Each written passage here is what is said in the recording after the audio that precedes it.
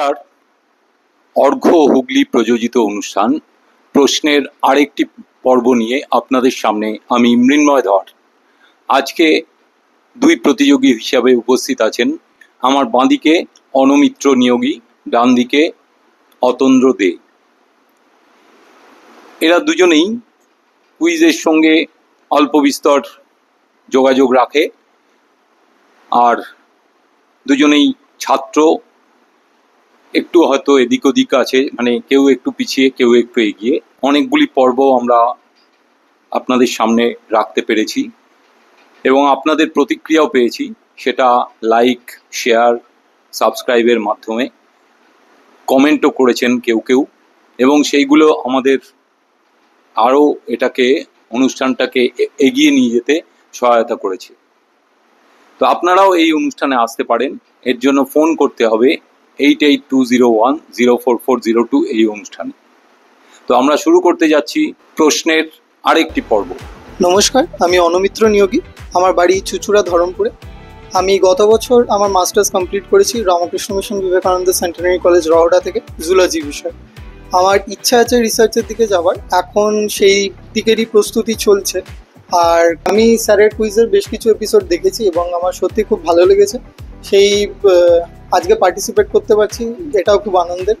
পড়াশোনার পাশাপাশি কুইজ, ছবি আঁকা, ছবি তোলা ইত্যাদি বিষয়ে মানে শখ আছে আমার। তো সেইখান থেকেই আজকে এখানে এসেছি এবং আসতে পেরে আমার সত্যি খুব ভালো লাগছে। নমস্কার, আমার নাম অতন্দ্র দে। আমি এসেছি পশ্চিম মেদিনীপুরের মনপুর থানার সাউটিয়া গ্রাম থেকে। কুইজটা বেশ কিছু বছর ধরে চর্চায় করছি, আর স্যারের অনেকগুলো প্রোগ্রামও দেখেছি, তো তাই খুব ভালো লেগেছে। আর আমি বর্তমানে পড়াশোনার সূত্রে দমদমে থাকি। আমি এই বছরই বিএসসি এগ্রিকালচারে আমার স্নাতকটা শেষ করলাম, আর স্যারের সাথে যোগাযোগ করেছিলাম। তো আজকে আসতে পেরে এই অনুষ্ঠানে খুব ভালো লাগছে। আশা করি একটা উপভোগ্য কুইজ আমি অংশগ্রহণ করতে পারবো।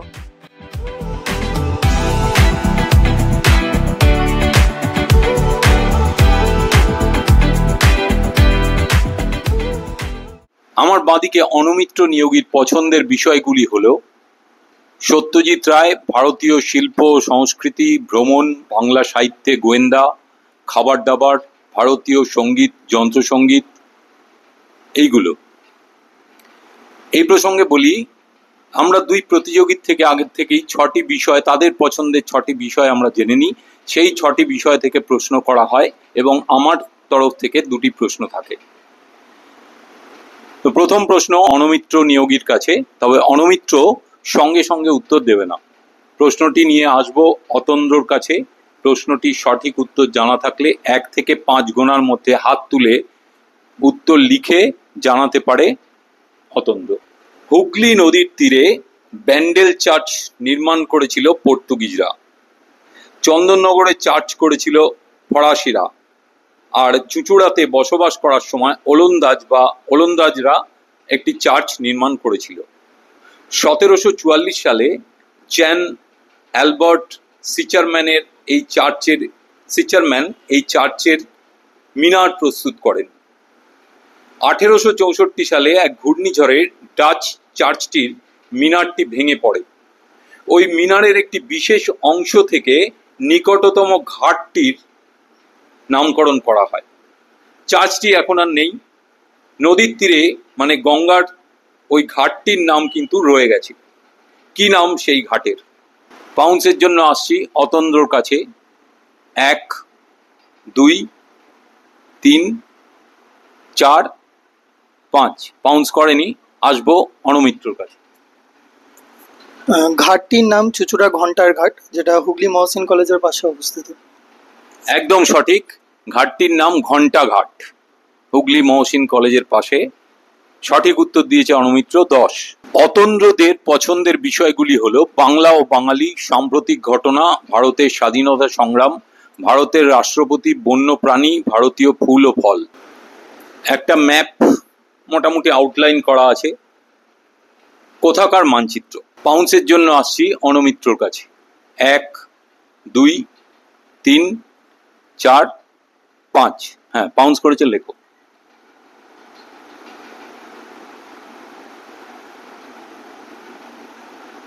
না, সঠিক নয়। -5। অতন্দ্র। পশ্চিম মেদিনীপুর। সঠিক উত্তর, পশ্চিম মেদিনীপুর জেলার এটা ম্যাপটা এখানে দেখানো হয়েছে। সরাসরি প্রশ্নে আসবো অনমিত্রর কাছে। এখানে আবার একটা ছবি দেখানো হয়েছে। পূর্ব ভারতের একটি জনপ্রিয় নৃত্যের সঙ্গে এই ছোট্ট বাদ্যযন্ত্রটি ব্যবহৃত হয়। কি নাম এই বাদ্যযন্ত্রের? একটি শব্দেই উত্তর। পাউন্সের জন্য আসছি অতন্দ্রর কাছে। 1 2 3 4 5। পাউন্স করেনি, আসবো অনমিত্রর কাছে। মোরসিং। মরসিং না, মরসিং নয়। এইটা বিহু নাচের সঙ্গে ব্যবহার করা হয়। এই যন্ত্রটার বাদ্যযন্ত্রের নাম হচ্ছে গগনা। গগনা। সরাসরি প্রশ্ন অতন্দ্রর কাছে।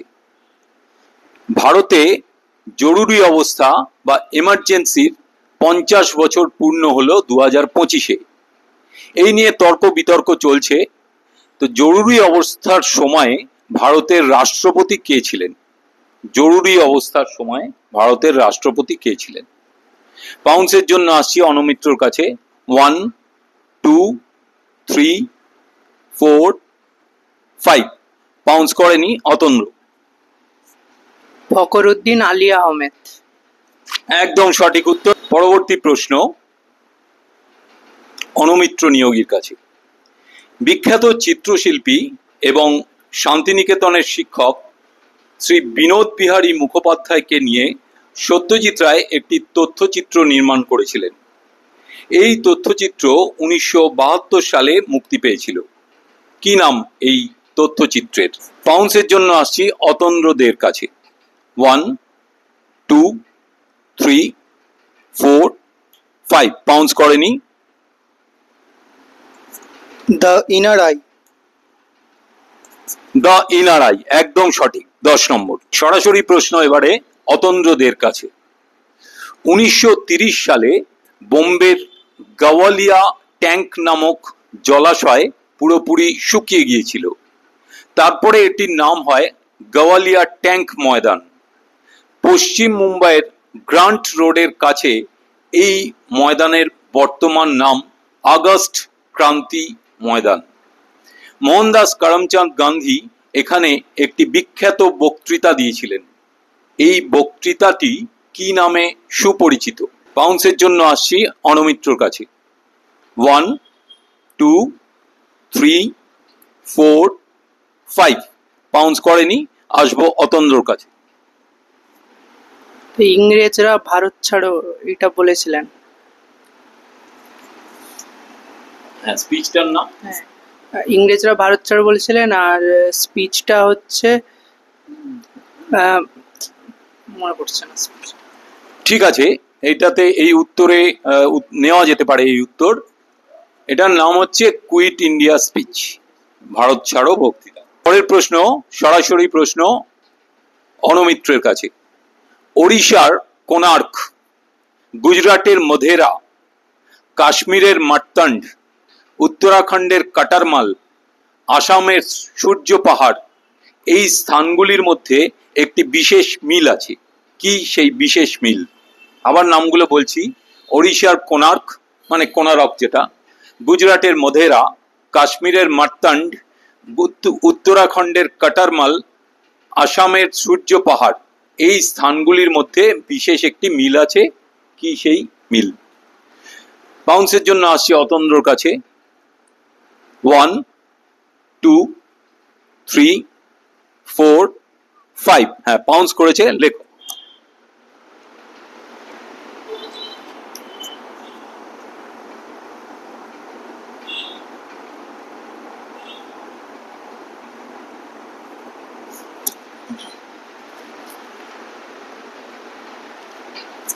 একদম সঠিক উত্তর, +10।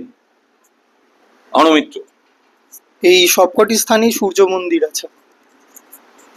অনমিত্র সঠিক উত্তর দিয়েছে, সবকটি জায়গাতেই সূর্য মন্দির আছে। সরাসরি প্রশ্ন অতন্দ্রর কাছে। একটা ছবি দেখাচ্ছি। এই বিখ্যাত বাঙালি কে? এই বিখ্যাত বাঙালি কে? পাউন্সের জন্য আসছি অনমিত্রের কাছে। 1 2 3 4, 5। হ্যাঁ, পাউন্স করেছে, লেখো। সঠিক উত্তর +10। অতন্দ্র। এটা কি শঙ্খ ঘোষ? শঙ্খ ঘোষ নন, ইনি হচ্ছেন সদ্য প্রয়াত শ্রী প্রফুল্ল রায়। অনমিত্রের কাছে সরাসরি প্রশ্ন। শ্রী মান্নাদের বিখ্যাত গান আমি শ্রী শ্রী ভজ হরি মান্না, এই গানটিতে মাংসটা কেমন ভাবে রান্নার কথা উল্লেখ আছে? কথাতেই আছে, গানের কথাতেই। আমি শ্রী শ্রী ভজ হরি মান্না গানটা শোনা আছে আশা করি। সেই গানটায় মাংসটা কেমন ভাবে রান্না করতে হবে বা আর কি থাকবে সেইটা এই গানের কথাতে উল্লেখ আছে। সেটা কেমন ভাবে? বাউন্সের জন্য আসছি অতন্দ্রদের কাছে। 1, 2, 3, 4, 5। বাউন্স করেনি অনমিত্র। শিওর নেই, তবে দম দিয়ে কি কিছু আর তো সেভাবে বুঝতে পারছি না। অতন্দ্র। মানে মাংসটার পদ্ধতি কেমন না জানা নেই। গানটার কথাটা এইরকম, মাংসটা ঝাল হবে, মেটে হবে 80টা।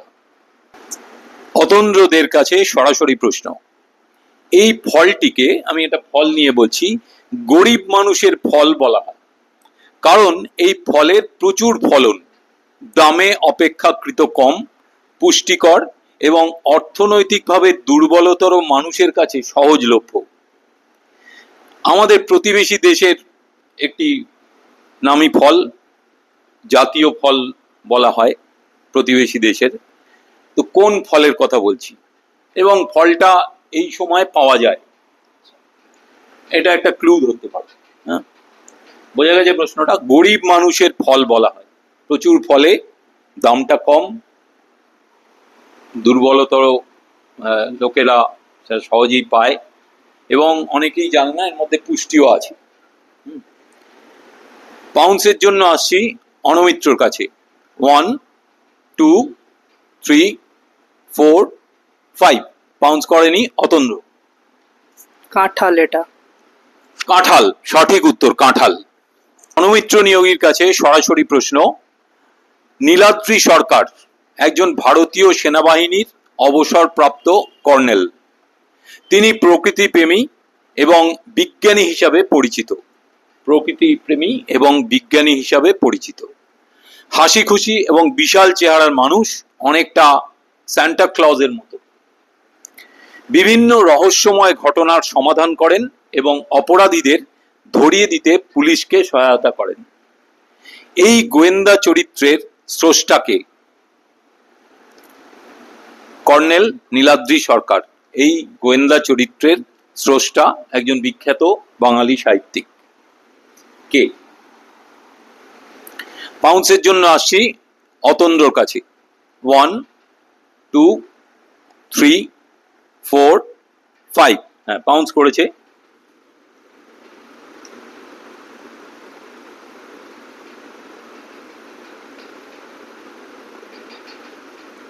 সঠিক উত্তর +10। অনমিত্র। সৈয়দ মুস্তাফা সিরাজ। অনমিত্র সঠিক উত্তর দিয়েছে, সৈয়দ মুস্তাফা সিরাজ। অতন্দ্রর কাছে সরাসরি প্রশ্ন। ছবিটা দেখো। বাঁদিকের ভদ্রলোক কে বলতে হবে। বাঁদিকের ভদ্রলোক কে? তার সস্ত্রীক ছবি একটা। পাউন্সের জন্য আসছি অনমিত্রর কাছে। 1, 2, 3, 4, 5। পাউন্স করেনি অতন্দ্র। এটা শুভাংশু শুক্লা। একদম সঠিক, শুভাংশু শুক্লা, যিনি এবারে এই মহাকাশে গেলেন। এই শুভাংশু শুক্লার ছবি। আবার একটা ছবি দেখিয়ে প্রশ্ন। অনমিত্র নিয়োগীর কাছে সরাসরি প্রশ্ন। এই যে ছবি দেখানো হয়েছে, হ্যাঁ, আর ছবিতে এটা তার নিজের ছবি, একজন চিত্রশিল্পী। এই ভদ্রমহিলার পিতা একজন অভিজাত শিখ এবং মা একজন হাঙ্গেরীয় অপেরা গায়িকা।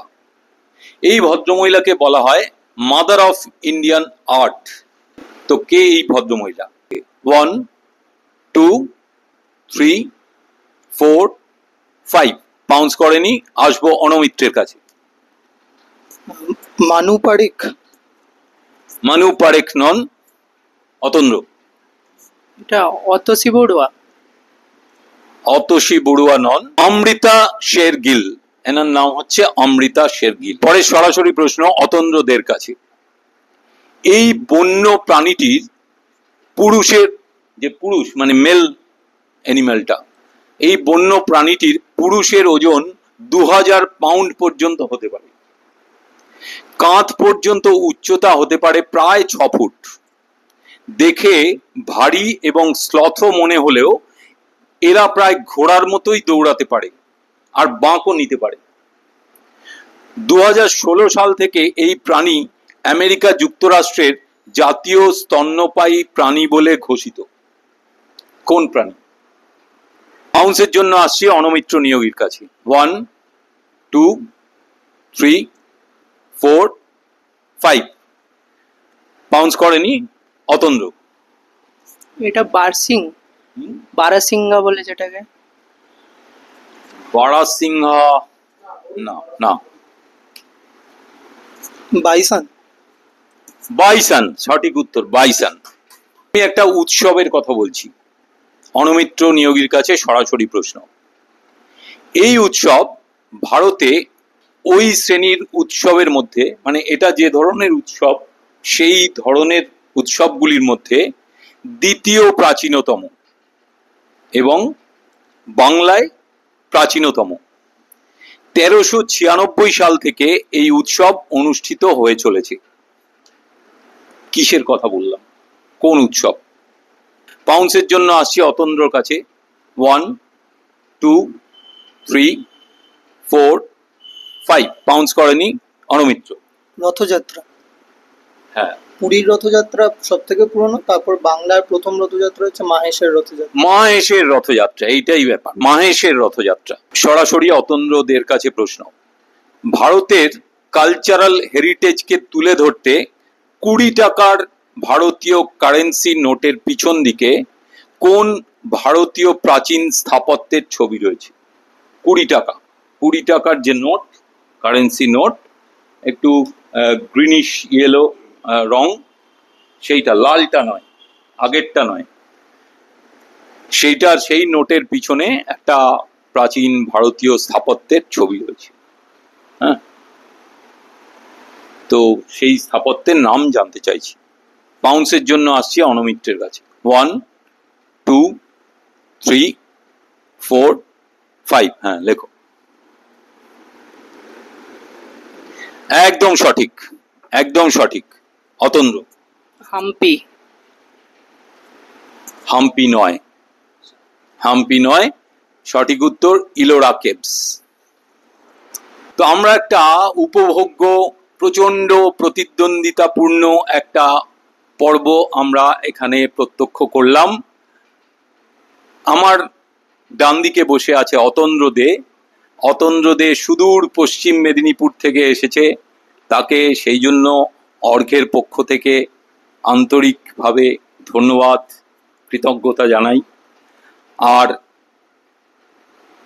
তার স্কোর আজকে 70। আর আমার বাঁদিকে বসে আছে অনমিত্র নিয়োগী, চুঁচুড়ার ধরমপুর বলে একটি জায়গায় বাসিন্দা। সে আজকে একদম শেষ মুহূর্তে, যেন সেই অতিরিক্ত সময়ের একদম শেষে বা অ্যাডেড টাইমে গোল দেওয়ার মতো একটা উত্তর দিয়ে আজকে সে বিজয়ী হলো। স্কোরের তফাৎ মাত্র 5, 75। অনমিত্র নিয়োগীকে অভিনন্দন। তো আমাদের আর ছোট্ট একটা পর্ব আমরা যেটা করে থাকি, অর্ঘের পক্ষ থেকে দুজনের হাতেই আমরা একটি করে স্মারক তুলে দিই, সেইটা আমরা এবারে সেরে ফেলবো। টান পর্বের পরে এবারে অর্ঘের পক্ষ থেকে স্মারক তুলে দিচ্ছি অতন্দ্রদের হাতে, আজকের বিজিত। স্যার। এবারে আজকের বিজয়ী অনমিত্র নিয়োগীর হাতে স্মারক তুলে দিচ্ছি।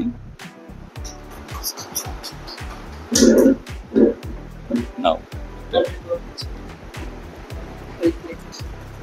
আজকের পর্ব কেমন লাগলো, মানে প্রশ্ন কেমন ছিল, খুব কঠিন কিনা সেটা একটু শুনে নি। অতন্দ্র। না, প্রশ্ন তো কঠিন ছিল না, কিন্তু কিছু মানে ভয় পেয়ে পাউন্স করতে না গিয়েই শেষের দিকে বিজিত হতে হলো, কিন্তু খুব দুর্দান্ত প্রতিযোগিতাপূর্ণ খেলাটা হয়েছে আর স্পোর্টিং স্পিরিটেই হয়েছে। আর স্যারের প্রশ্ন সত্যি খুব ভালো ছিল। ধন্যবাদ। অনমিত্র। খুবই প্রশ্ন তো খুবই শক্তও ছিল না, ঠিকঠাক ছিল প্রশ্ন, এবং খুবই ভালো। কিছু কিছু উত্তর যেমন ভয় পেয়ে বাউন্স করতে পারিনি, তা ভাবিনি যে জিততে পারবো। তো খুবই ভালো লাগছে জিততে পেরে। আর স্যারের প্রশ্ন খুবই ভালো ছিল এবং মানে খেলে খুব আনন্দ পেয়েছি। ধন্যবাদ দুজনকেই। আপনাদের কাছে আরেকবার বলি, আপনারা এই অনুষ্ঠান কেমন লাগছে অবশ্যই জানাবেন। জানাবার যে রাস্তাগুলো আছে, অর্থাৎ কমেন্ট, শেয়ার, সাবস্ক্রাইব, লাইক, এগুলো তো আছেই। আর যদি এই অনুষ্ঠান ভালো লেগে থাকে এবং আপনাদের আসার ইচ্ছে হয় তাহলে অবশ্যই ফোন করবেন 8820104402। ভালো থাকবেন, পরবর্তী পর্বের জন্য অপেক্ষা করি। নমস্কার।